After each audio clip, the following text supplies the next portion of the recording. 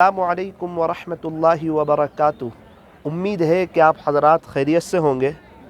الحمدللہ ہم لوگ فی الحال شملہ میں ہیں اور یہاں کا شام کا ایک اپنا منظر اور خوبصورت نظارہ ہوتا ہے، اور یہاں کی ایک مشہور جگہ ہے مال روڈ، اسی پر ہم موجود ہیں۔ دعا کرتے ہیں کہ اللہ تعالی ہم تمام کو خوشحال رکھیں۔ ویسے بھی محبتوں کے ساتھ رہنا چاہیے۔ فرصت زندگی کم ہے محبتوں کے لیے، لاتے ہیں وقت کہاں سے لوگ نفرتوں کے لیے۔ ابھی تو محبتوں کے لیے ہی وقت کم ہے۔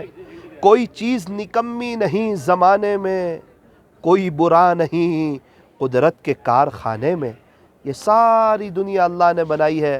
آسمانوں کو اللہ نے بنایا، زمین کو اللہ نے بچھایا، پہاڑوں کا نظام اللہ نے چلایا، سمندروں کا نظام اللہ نے چلایا۔ آسمان سے پانی کو وہی برساتے ہیں، زمین سے غلے کو وہی اگاتے ہیں، انڈے سے بچے کو وہی نکالتے ہیں، اور ساری دنیا کا نظام یوں فرمایا کہ ایک اللہ چلاتے ہیں۔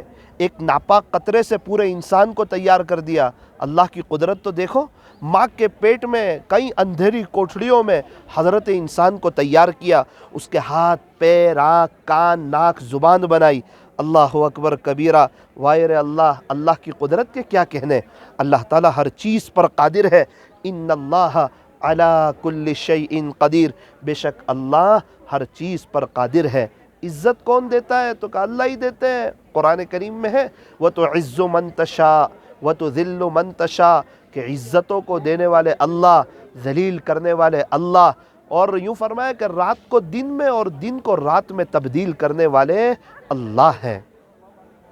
ایک گزارش یہ کرنی تھی کہ اصل میں ایک بات یہ ہے کہ ہم لوگ جہاں کہیں بھی رہیں اللہ کو یاد رکھیں۔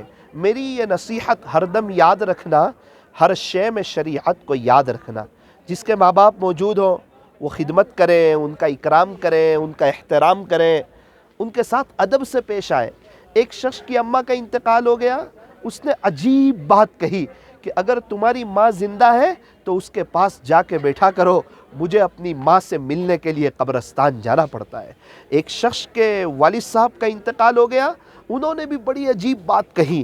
انہوں نے یوں کہا کہ اگر تمہارے والد صاحب تمہیں بلائیں تو فوراً حاضر ہو جایا کرو، میرے کان میرے والد صاحب کی آواز میں میرا نام سننے کے لیے ترس چکے ہیں۔ عزت بھی ملے گی، دولت بھی ملے گی، کرو خدمت ماں باپ کی، انشاءاللہ جنت بھی ملے گی۔